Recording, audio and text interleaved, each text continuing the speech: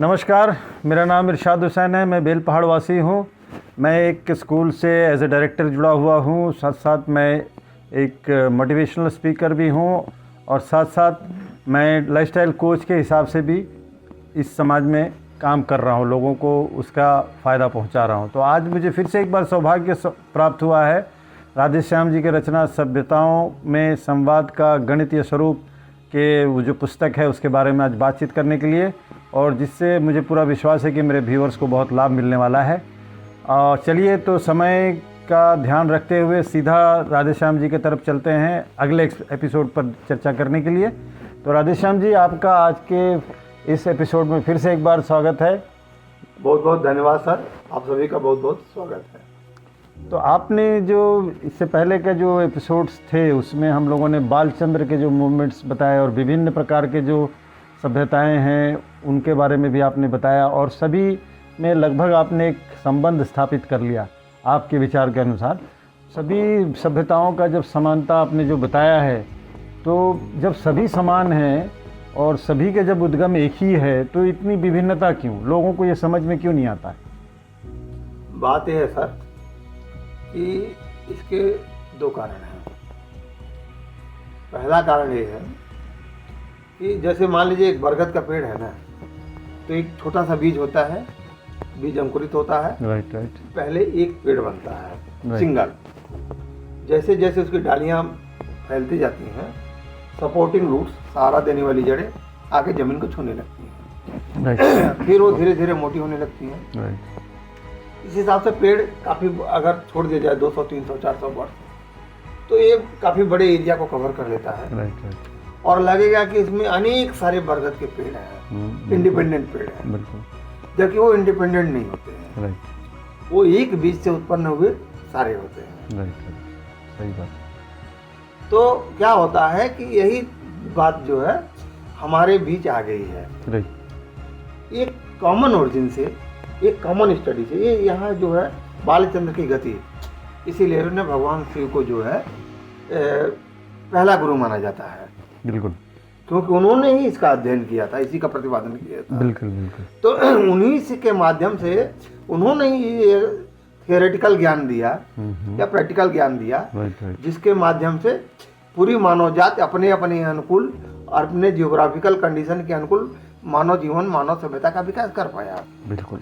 अब चूंकि एक ही जगह से चलते चलते चलते चलते जा करके लोकलाइज होते गया, जैसे लोकल कंडीशन के हिसाब से जैसे जैसे एडाप्टेशन हो गया, उनमें परिवर्तन आते गया। राइट तो अब लगता है कि हर कोई अलग अलग है, जबकि वस्तुतः अलग नहीं है।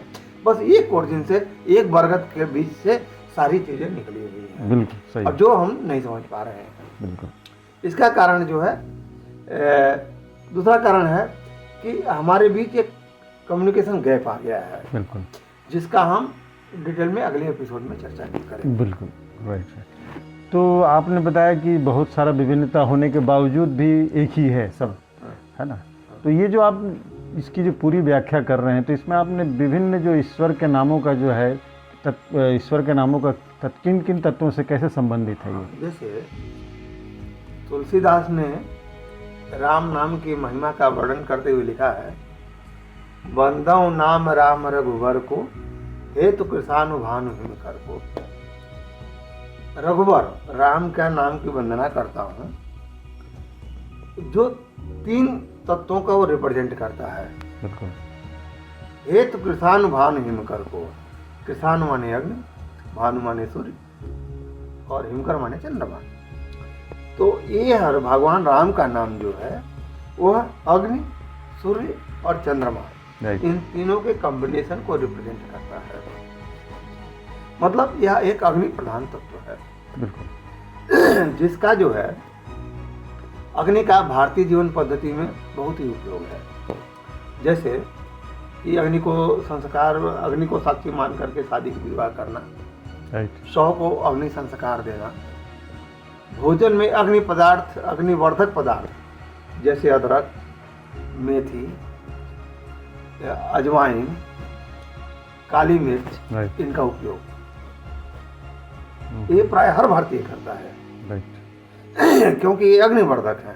ये हमारे जो इस क्लाइमेट के लिए जरूरी है कि अग्निवर्धक चीज़ों का उपयोग किया जाए। Right right.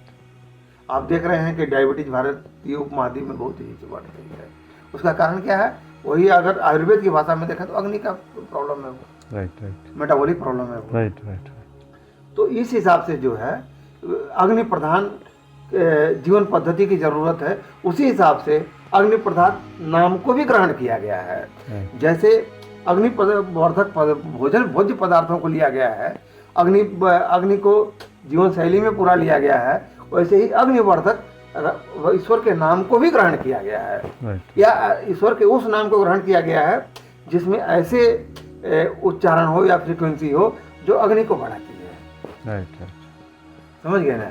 इसी प्रकार जो है अगर अल्लाह शब्द का भीतर में गुंजन करें, उच्चारण करके आंख बंद करके पूरा गहरी अवस्था में बाहरी दुनिया से कट जाएं, तो जैसी वाइब्रेशंस नोटिस में आती हैं, कुछ वैसे ही वाइब्रेशंस जब हम वायु मुद्रा में आते हैं तो नोटिस होती है।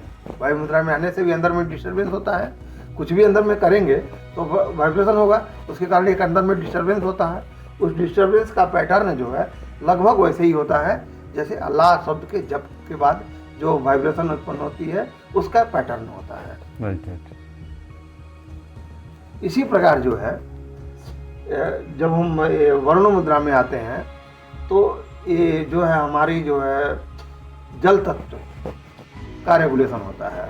और इस समय जिस प्रकार की वाइब्रेशन नोटिस करने में आती हैं, या वाइब्रेशन का जिस प्रकार का पैटर्न नोटिस में आता है, वैसा ही गॉड शब्द के उच्चारण के समय में भी महसूस किया जाता है, अनुभव में आता है। इससे लगता है कि ये नाम जो है अलग अलग तत्वों का या कई तत्वों का प्रतिनिधित्व करते हुए भी एक एक तत्व की इनमें प्रधानता है। जैसे राम में अग्नि का है, अल्लाह में वायु का है और गॉड में जल। यह मुझे समझ में आया है, ऐसा प्रतीत होता है मुझे, ऐसा अपने अनुभव में मैं पाया हूँ। चलिए राधेश्याम जी, बहुत अच्छा वर्णन किया आपने। तो आज का एपिसोड को यहीं पे हम लोग समाप्त करते हैं। राधेश्याम जी का एक बार और धन्यवाद करते हुए हमारे व्यूअर्स को इन सब चीज़ों को इतनी साधारण तरीके से और सरल तरीके से राधेश्याम जी ने बताया, इसके लिए बहुत बहुत उनका एक बार फिर से धन्यवाद। अगले एपिसोड में फिर मिलते हैं आपसे। राधेश्याम जी, आपका धन्यवाद। मेरा नमस्कार। यदि आपको हमारा जो वार्तालाप पसंद आया हो तो इस बात को डिटेल में हमारी पुस्तक में पढ़ने के लिए इस पुस्तक को डिस्क्रिप्शन में दिए हुए नंबर पर संपर्क करके मंगा सकते हैं। आप सभी का बहुत बहुत धन्यवाद।